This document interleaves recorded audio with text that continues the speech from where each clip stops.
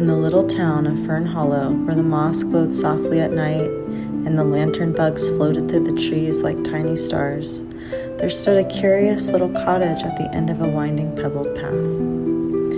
It was called the Grace House. The cottage was small and round, with emerald windows and silvered vines curling around the doorway. At night, the word grace shimmered softly across the entrance like moonlight resting on water. No one knew exactly who built the cottage long ago, only that whenever someone entered with a heavy heart, they always left a little softer. A young girl named Ivy visited the cottage often. Ivy had a kind heart, but lately she had become frustrated very easily. When her drawings didn't look right, she crumpled them. When her little brother spilt juice, she snapped at him. When she made mistakes, she whispered cruel things to herself that no one else could hear. Well, one rainy evening, Ivy stomped down the pebbled path towards Grace's house carrying a torn piece of paper in her hands. It was her latest drawing.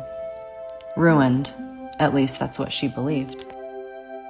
Under Ivy's breath, she muttered, "I'm tired of messing things up." Well, as she entered inside the cottage, it smelled like cedarwood, tea, and rain. An old woman sat near the fireplace, knitting tiny silver stars, rocking in her chair. "Oh dear," said the woman gently, looking up with warm eyes.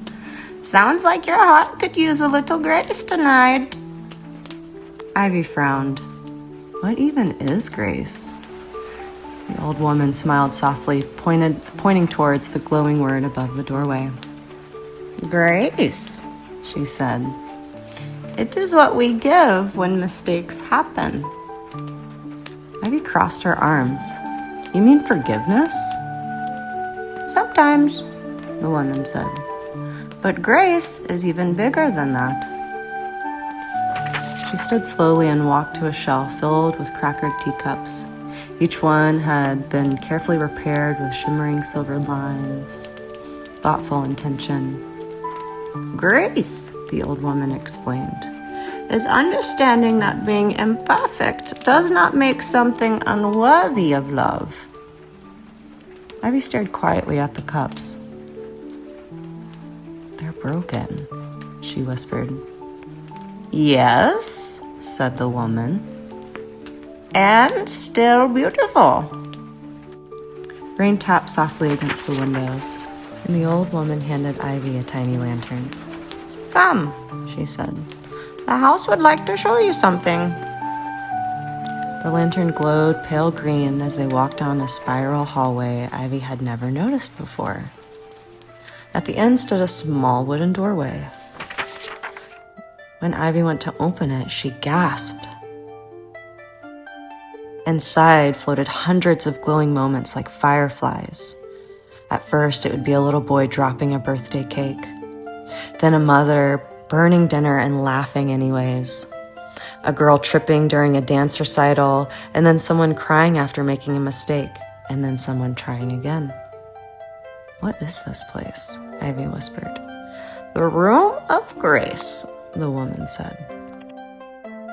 "Every light you see is a moment someone chose kindness instead of shame."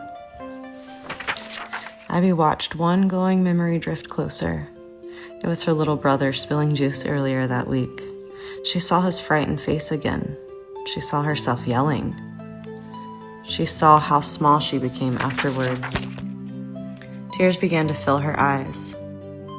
"I didn't mean to hurt him." "I know," said the woman gently. "Grace reminds us that everyone is learning, including you." Another glowing memory floated near. This time it was Ivy herself crumpling up her drawing. "You speak to yourself more harshly than anyone else," the woman whispered. Ivy looked down. "I just want to be good at things." The old woman knelt beside her. "Sweet child," she said softly, "flowers do not bloom perfectly overnight. and neither do people. The lantern in Ivy's hand glowed brighter. And Grace, the woman continued, is giving herself permission to grow slowly. For a long moment, Ivy stood quietly among the floating lights. Then she carefully unfolded the crumpled paper from her pocket. It wasn't ruined. The lines were crooked, and the color spilled outside the edges, sure, but somehow it felt full of love. I think, Ivy said slowly, I'd like to try again. The old woman smiled. That, she said, that is Grace. And from that night on, whenever Ivy made mistakes, she tried to remember the little silver cottage at the end of the mossy path. The Grace house. The place that taught her that kindness is not only something we give others, but something we must learn to give to ourselves. And each night, beneath the glowing moon, the little cottage would welcome other wondering hearts into this home time and time again.